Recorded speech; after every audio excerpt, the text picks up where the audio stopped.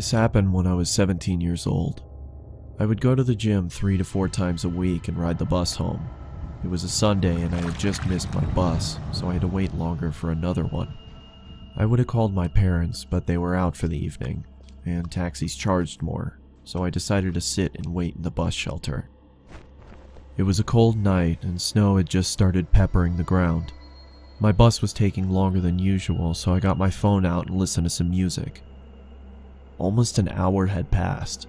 It was freezing and I hadn't seen anyone at all. That was until I noticed something out of the corner of my eye.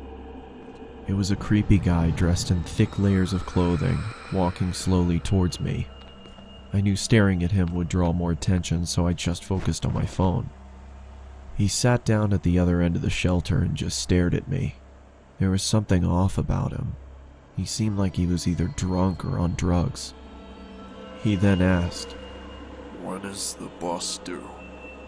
I took out my earphones and said, "I think it's delayed because of the snow." He stared at me for a while, then started mumbling to himself. He was really starting to creep me out, so I pretended to be on my phone. After a couple of minutes, I took another look. He'd moved closer to me. I looked away for a second, then heard the sound of him sliding even closer. I turned to him and said, "You okay there?" He stared at me with glossy eyes, lifted his arm and leaned towards me. Immediately, I grabbed my bag and ran as he fell to the ground. I ran down the road, trying my hardest not to look back. I kept going until I got to the next bus stop.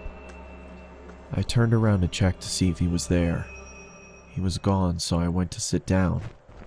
Feeling relieved, I rested my head on the back of the glass and waited for the bus.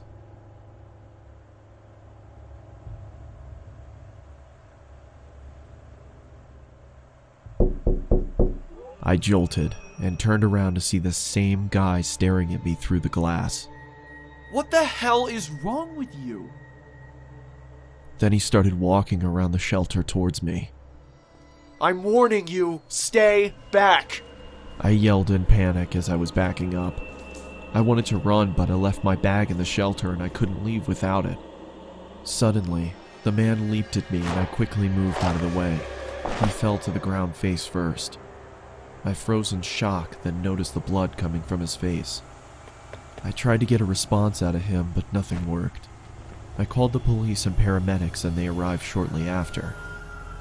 I told them what had happened and they told me that the guy was on prescription drugs.